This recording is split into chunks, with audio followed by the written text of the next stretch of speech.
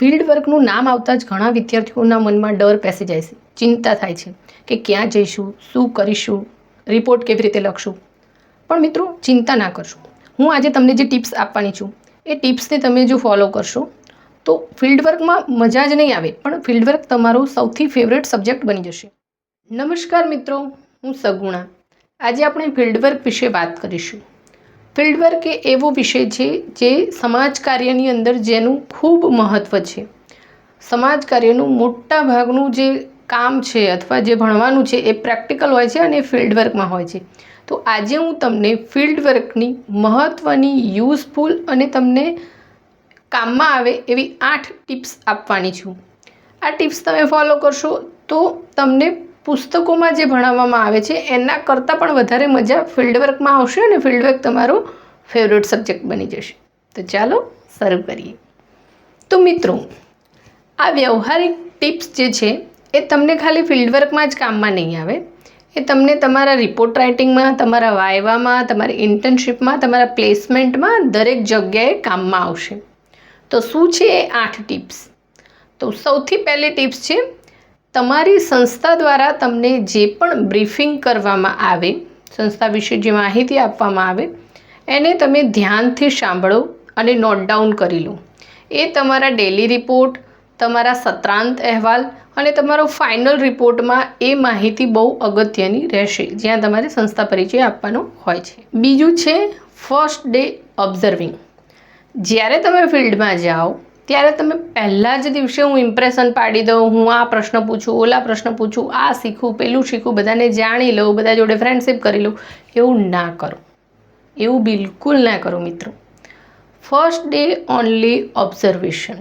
તમને તમારી જે પણ કોલેજ છે એના દ્વારા જે પણ બ્રીફિંગ કરવામાં આવ્યું છે અથવા તમે જ્યાં ફિલ્ડ માટે ગયા છો ત્યાંના જે કોઈ જવાબદાર વ્યક્તિ દ્વારા તમને બ્રીફિંગ કરવામાં આવ્યું છે, બ્રીફિંગને ધ્યાનમાં રાખીને તમે ખાલી ઓબ્ઝર્વેશન કરો. ત્યાંનું વાતાવરણ કેવું છે, લોકો કેવા છે, શું પોલિસી છે, એકાબીજી સાથે કેવો વ્યવહાર છે, સંસ્થા કઈ રીતે કામ કરે છે, આખો દિવસ એનો કેવો હોય છે. અથવા જો તમે ગામમાં ફિલ્ડ વર્ક માટે જાઓ છો તો ગામમાં પણ લોકોને સાંભળો, ઓબ્ઝર્વેશન કરો. આખા દિવસ ગામની અંદર શું થાય છે, ગામનું આમ રૂટીન શું છે, ઓનલી ઓબ્ઝર્વેશન, જે તમને આખા ફિલ્ડ વર્ક દરમિયાન ખૂબ કામમાં આવશે. ત્રીજું છે, તમે જ્યાં ફિલ્ડમાં જાઓ છો તેના સ્ટાફ સાથે તમારો વ્યવહાર એકદમ આદરપૂર્ણ હોવો જોઈએ. તમે જે લોકોને મળો છો એમની સાથે સહકારની ભાવના રાખો, એમને હંમેશા આદર આપો, એમને ધ્યાનથી સાંભળો, એમની જોડે બને એટલો સારો સંબંધ સ્થાપન કરવાનો પ્રયત્ન કરો. જે તમને MSWની સાથે સાથે MSW પત્યા પછી પણ જ્યારે તમારે જોબની જરૂર હશે, જ્યારે તમારે ઇન્ટર્નશીપ અથવા પ્લેસમેન્ટની જરૂર હશે ત્યારે એ સંસ્થા અથવા એ સંસ્થાના લોકો સાથે તમે કેવો વ્યવહાર કરો તો એ બહુ મહત્ત્વનું હોય છે. એટલે હંમેશા તમારો વ્યવહાર આદરપૂર્ણ હોવો જોઈએ, રિસ્પેક્ટફુલ હોવો જોઈએ. ચહેરા પર તમારે હંમેશા હળવી સ્માઇલ હોવી જોઈએ. તમારો ટોન જે છે હંમેશા એકદમ વિનમ્ર હોવો જોઈએ, કેમ કે તમે એક સ્ટુડન્ટ છો, તમે કંઈક શીખવા માટે ગયા છો, તો તમારી પર્સનાલિટીની અંદર એ ઝલકવું જોઈએ. અને એક સોશિયલ વર્કર તો હંમેશા શક્ય તેટલો વિનમ્ર હોવો જોઈએ, શાંતિપ્રિય હોવો જોઈએ. આ શબ્દો બહુ ભારે ભારે લાગે છે, પણ એ તમને આખી તમારી કરિયરમાં ખૂબ મદદરૂપ થશે, કેમ કે આનાથી જ સંસ્થાઓ સાથેનું તમારું જે સંબંધ છે એ બિલ્ડ થાય છે, જે ભવિષ્યમાં પણ કામમાં આવે છે.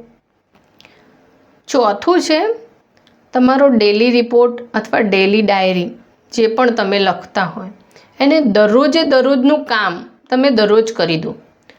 નહીં તો પછી જ્યારે તમે મહિનાના અંતે અથવા અઠવાડિયા પછી ભરવા બેસશો ત્યારે બહુ જ મહત્ત્વની, અગત્યની અને નાની નાની બાબતો જે હશે એ છૂટી જશે, જે છેલ્લે પછી તમારો રિપોર્ટને બહુ ખરાબ દેખાય છે. તો દરરોજનું તમારું જે રોજ કાર્ય છે એ દરરોજ તમારે કરી દેવું. મેં રિપોર્ટ કેવી રીતે લખવો અને એમાં ડેલી રિપોર્ટ કેવી રીતે લખવો એનો એક આખો અલગ વિડીયો બનાવેલો છે, એની લિંક હું તમને આઈ બટન પર આપી દઈશ, તમને ત્યાંથી મળી જશે. નેક્સ્ટ છે, તમારો જે ક્લાયન્ટ છે અથવા જે સેવાર્થી છે એનું ગૌરવ જાળવવું, એની ડિગ્નિટી જાળવવી. કોઈ પણ સેવાર્થીને તેની પરમિશન વગર એવો પર્સનલ અથવા સેન્સિટિવ સવાલ ના પૂછું જેથી એનું ગૌરવ હણાય. એનું ગૌરવની રક્ષા કરવી એ સમાજ કાર્યનું સૌથી મોટું કાર્ય છે. કોઈ પણ વ્યક્તિનું સન્માન જાળવવું એ સોશિયલ વર્કરનો સૌથી પહેલો નિયમ છે. એને ગાંઠ બાંધી લો છે. પરમિશન વગર ક્યારે ફોટો ના પાડવો. મિત્રો, તમે જે પણ સંસ્થામાં કામ કરો છો ત્યાંની પરમિશન વગર તમારે કોઈ પણ ફોટો ના પાડવો. તમારે કોઈ પણ ફોટાની જરૂર હોય તો ત્યાંના જવાબદાર વ્યક્તિ સાથે એકવાર વાત કરી લો અને પછી જ ફોટોગ્રાફ ક્લિક કરો. આ એક મેનર્સ છે, આ એક સભ્યતા છે અને એઝ અ સોશિયલ વર્કર તમારે જાળવી રાખવી ખૂબ જરૂરી છે. તમારા જે ગાઈડ અથવા જે માર્ગદર્શક છે તમારી કોલેજમાં, આ બહુ જ જરૂરી છે કે દર અઠવાડિયે તમે તમારો ગ્રોથ પ્લાન અથવા તમારા જે પણ અપડેટ છે ફિલ્ડ વર્કના એ એમને જાણ કરો. તો આજે તમને સાચું ગાઈડ કરી શકશે. એટલે નિયમિત અઠવાડિયામાં એક વખત તમારો જે ફિલ્ડ વર્કનો પ્લાન છે, જે ગ્રોથ છે, જે સમસ્યા, જે પ્રશ્નો છે એ તમારા ગાઈડને જણાવો.